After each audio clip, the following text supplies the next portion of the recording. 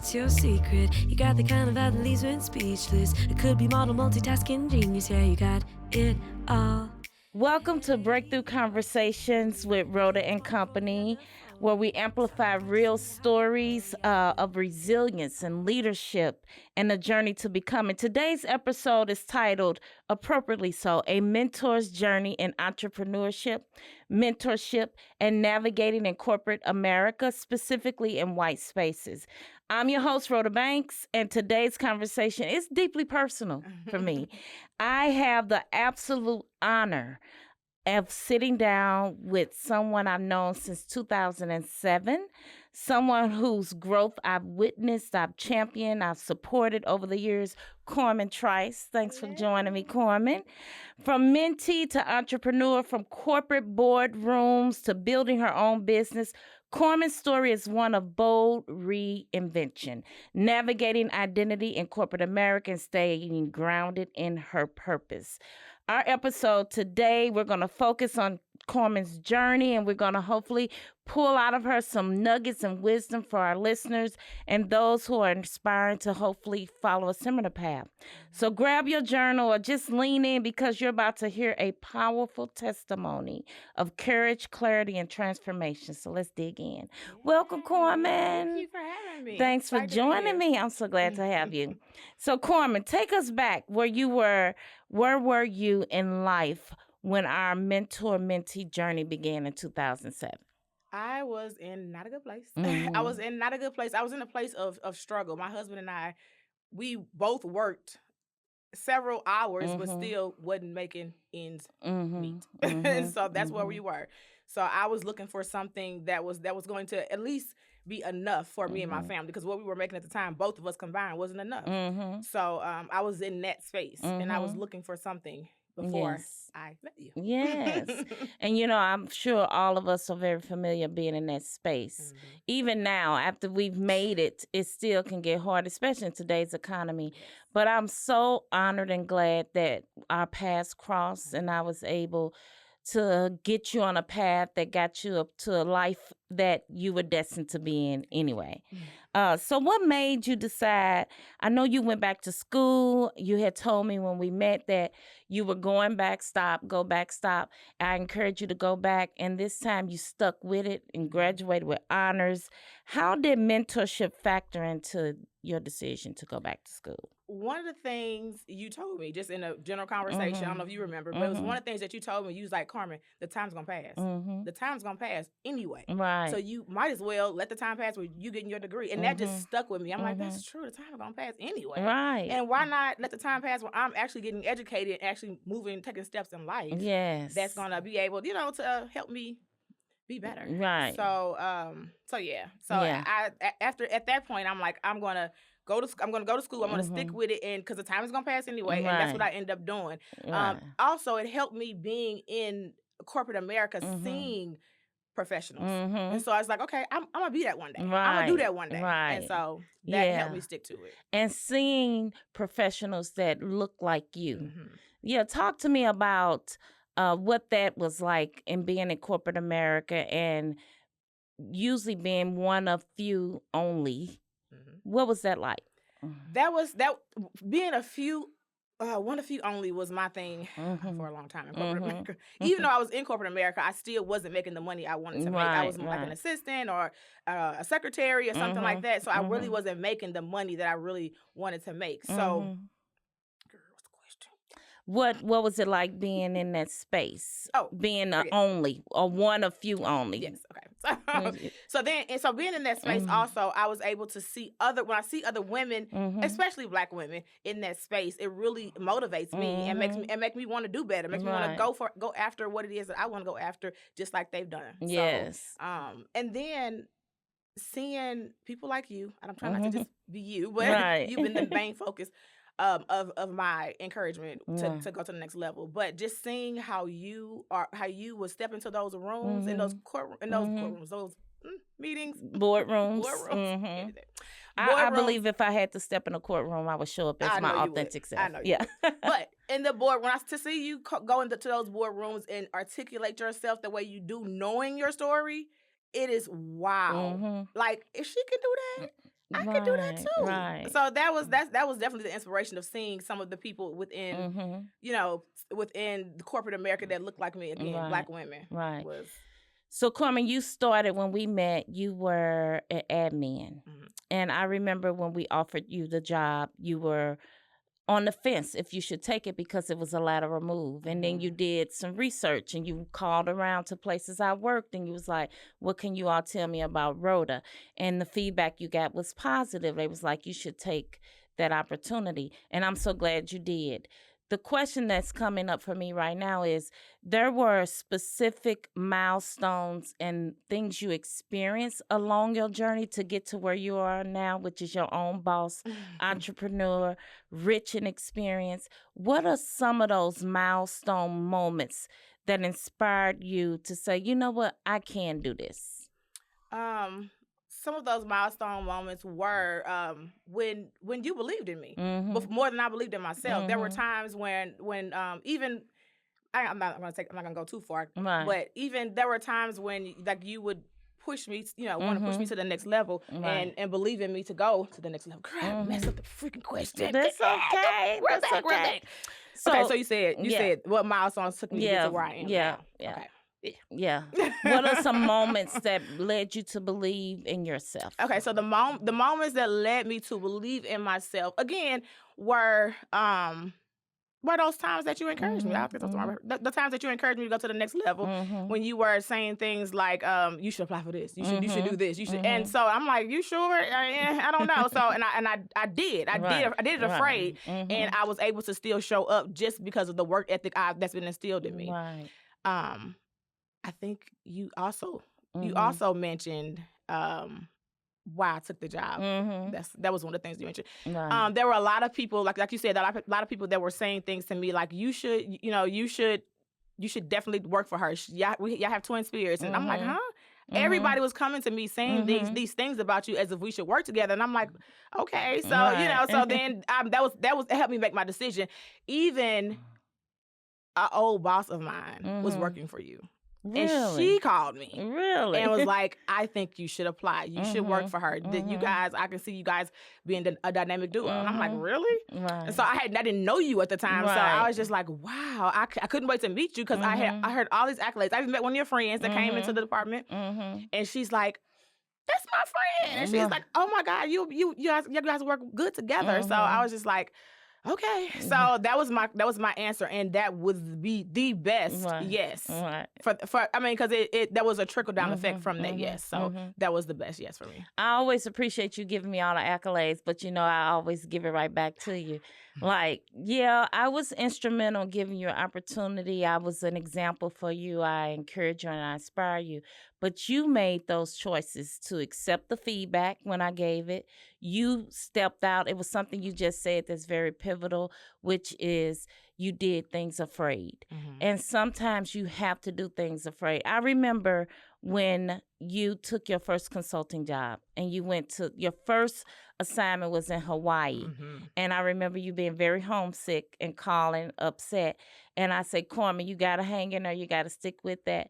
And you did. And because of that, you and your family and friends around you have benefited from you stepping out there and getting out of your comfort zone and doing things afraid. So the message and lesson for those that are listening is, okay, somebody asks you to do something and your initial gut reaction is you feel butterflies in your stomach and you feel nervous. You have to say, so what? I'm going to do it anyway, because often in that is where the blessing and the growth is. It is. So you are a great example of that, Karmen, stepping out there, going out and alone, had a family, a young family, 2 young sons, and going out there consulting. But you did all the work beforehand to make that successful. Yes. Getting your degree, getting your EPIC certifications, getting the experience you needed to build in the system has led you and afforded you the life that you're living today. Yes. Yeah. Yes. So while I was a tool and an instrument, I don't think I deserve any praise and honor. I think you do. So, Karmen, as a Black woman navigating corporate spaces that often lack diversity. Mm-hmm. What were some early challenges you faced since you've been out on your own, doing your own thing? What are some of the challenges you face? Well, I definitely faced some racial prejudices. Mm-hmm. I had a project, I think in Little Rock one time, and oh my gosh, it was just.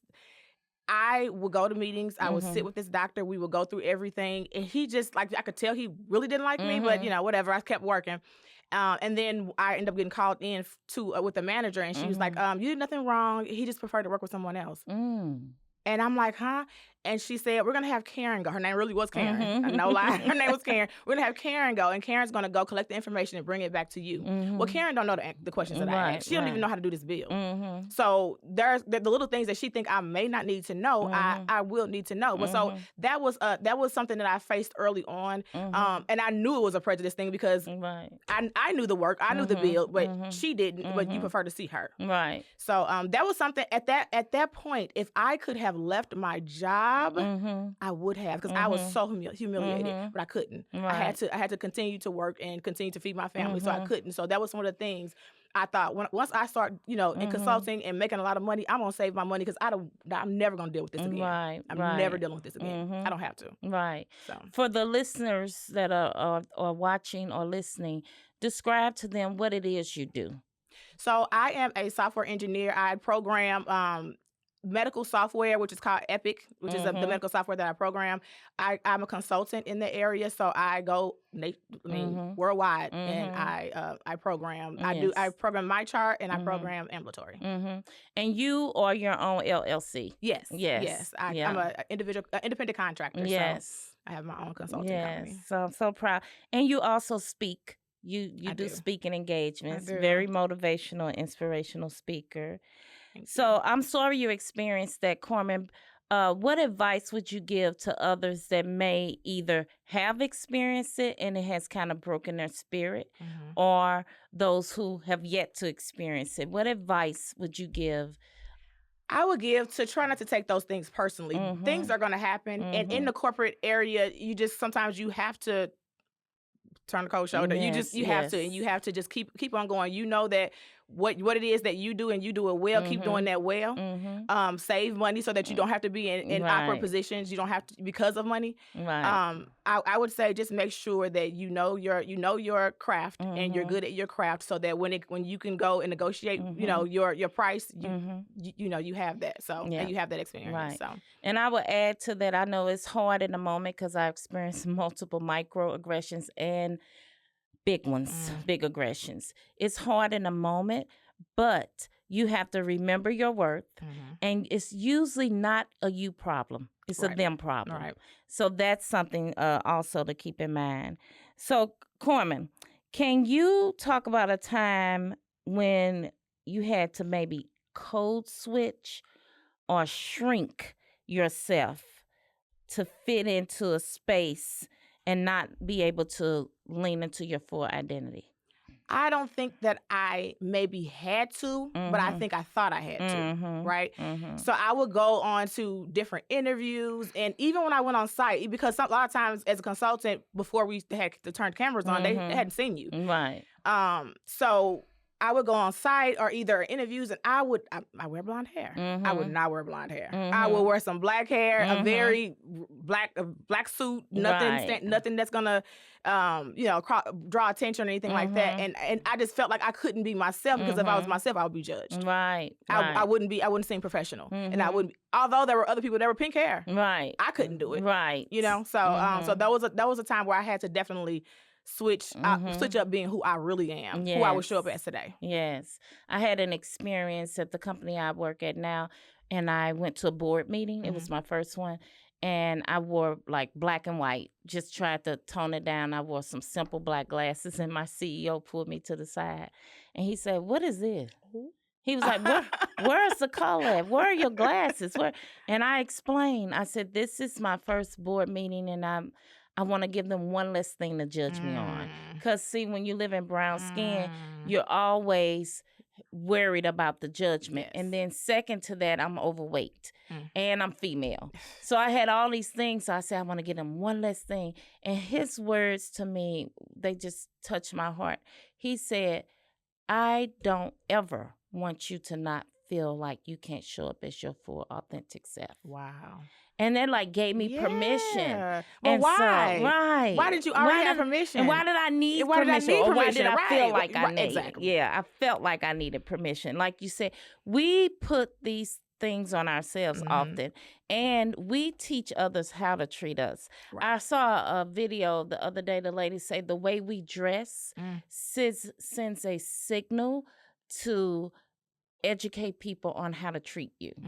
So if you're not looking your best part or however, whatever your style is, if you're not leaning into that and you're just showing up any kind of way, that's how people are going to treat you. Wow. So I like took that and ran with it. So now they know me, even the board. Like they're asking me where I get my glasses from, what's the name of the website. And so they're looking forward to seeing me with those glasses. Yeah. So message in this part of our conversation is don't shrink, don't conform. Yeah, don't do anything to your detriment, but you define the boundaries. You show up as your authentic self. I like to say if you're not showing up as your authentic self, you're cheating yourself and you're cheating the world of experiencing the gift of you. That is so true. Yeah. That is so true. So, Karmen, how did mentorship prepare you to walk into rooms that weren't built with you in mind?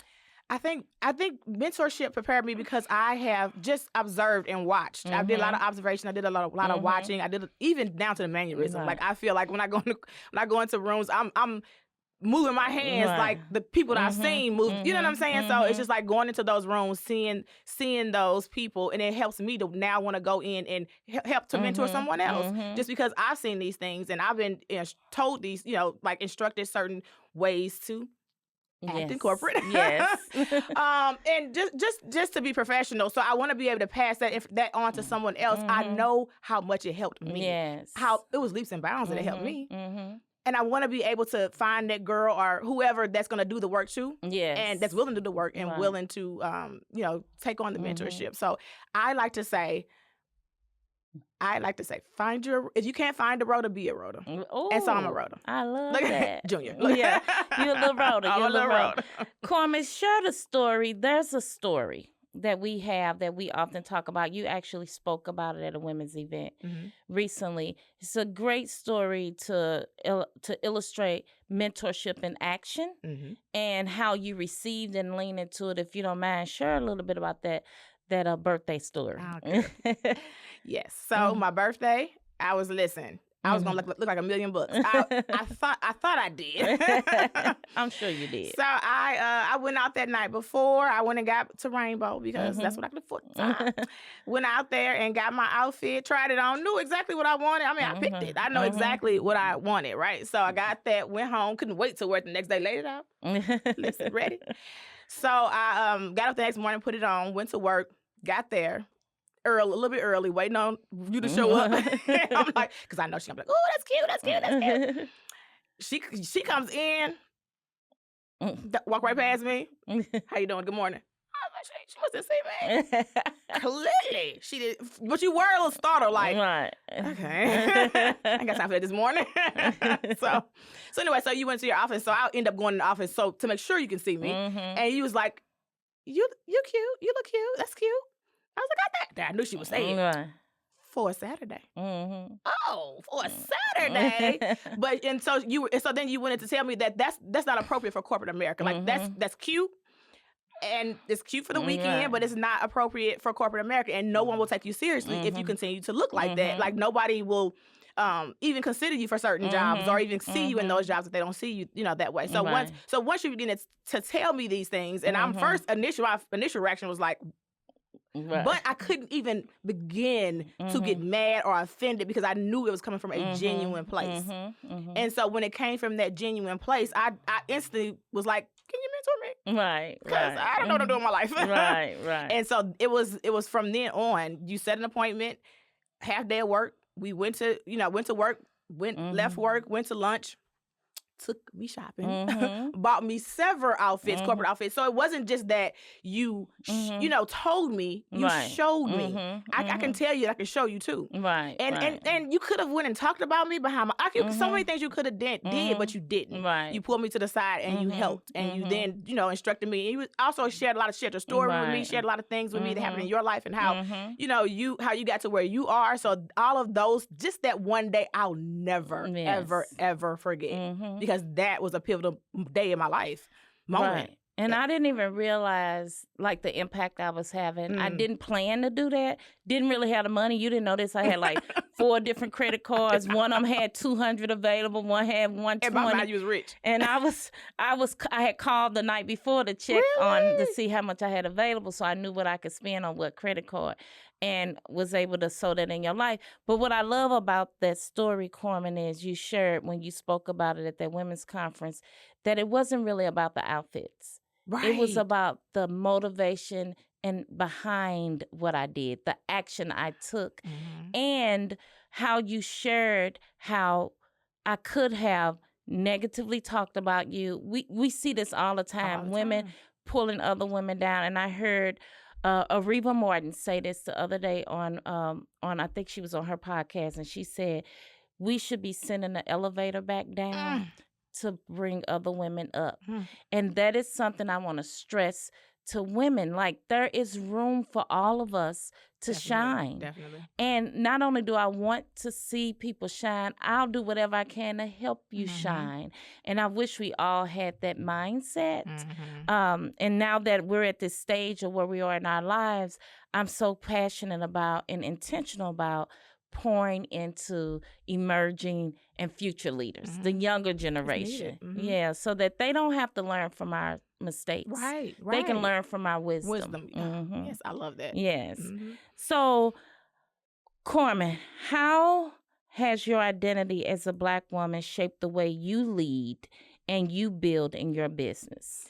I think because I have followed good leaders and bad, it allows me to be able to, I guess, manage better, have more compassion about certain things, because everybody has a family, and there's like certain things that happen. You have to be able to lead by example, number one, but also lead with that compassion and lead. But at the same time, you have to be firm. But I think that just knowing someone's story, getting to know people personally, being able to just be that approachable leader, but firm. Yes. And I think that is a good segment to someone, to leading someone, to success. Right.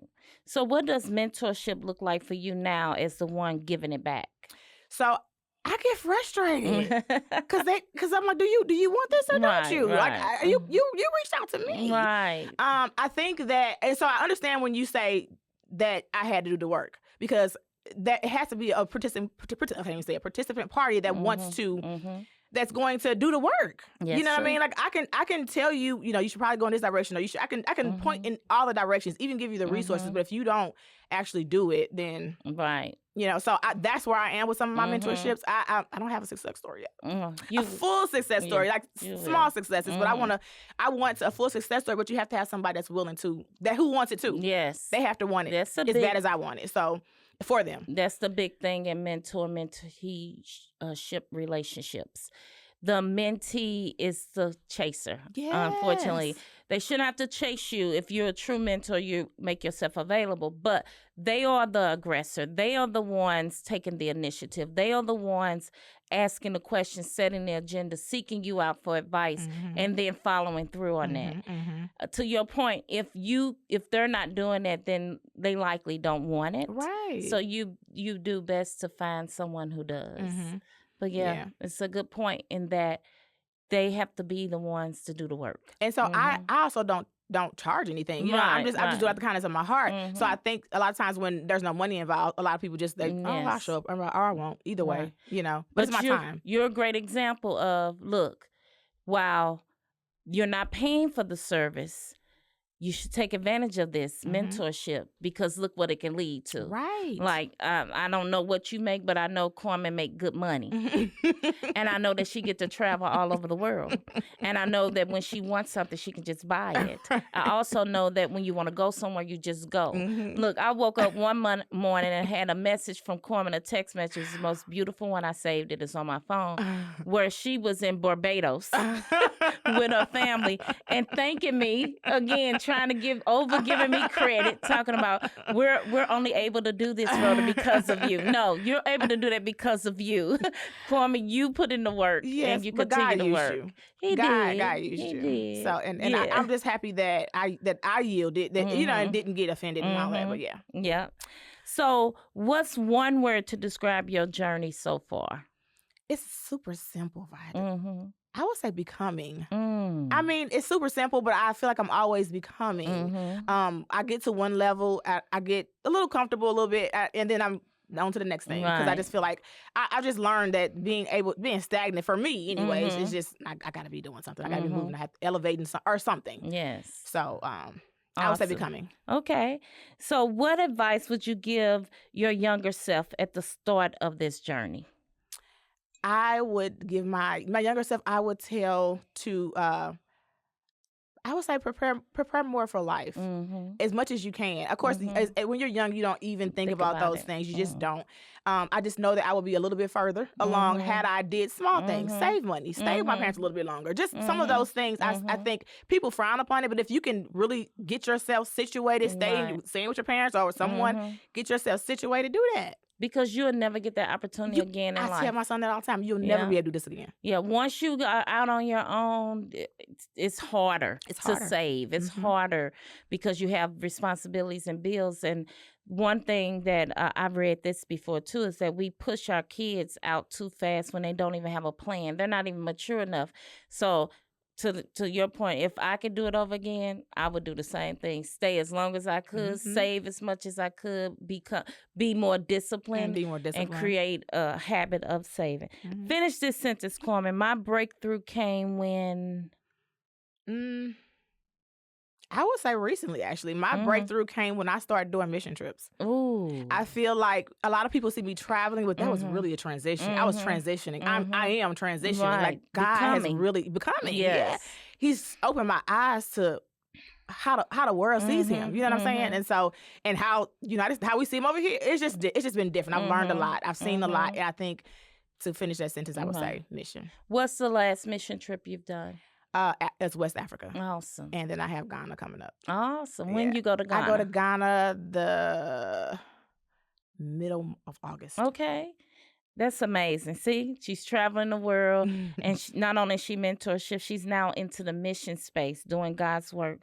So other than the mission work, what's next for you, Karmen? What's next for me? Okay, so my husband and I, we have recently come upon an idea that God dropped in our spirit when we were at West Africa. And so we're working on a project that we're going to we have dedicated intentional time in Miami tomorrow that we are spending the complete week, 4th of July weekend, away from everybody, everything, no 4th of July stuff, and we are going to be intentional about pouring into this project. That's awesome. And so I don't want to say what it is. It's a passion project, but you guys will see. I am looking so forward to that. Karmen, again, I am so honored to have had you here today. I really appreciate you taking the time to be with me. And again, we've stayed in each other's lives. We met in 2007. It is 2025. We're still friends. We don't talk every day, but we meet periodically for dinner, breakfast, lunch, or whatever, and we just pick up where we left off. I really appreciate our mentorship has really transformed into a friendship, and I learned just as much from you as you do from me. So again, thank you for being here today and for living out the kind of story that reminds us what's possible when mentorship meets mindset. See, your courage to navigate white spaces, hard spaces, places you've never been, foreign countries even, because you told me about your last mission trip, and pivot into purpose and now inspire others, especially Black women.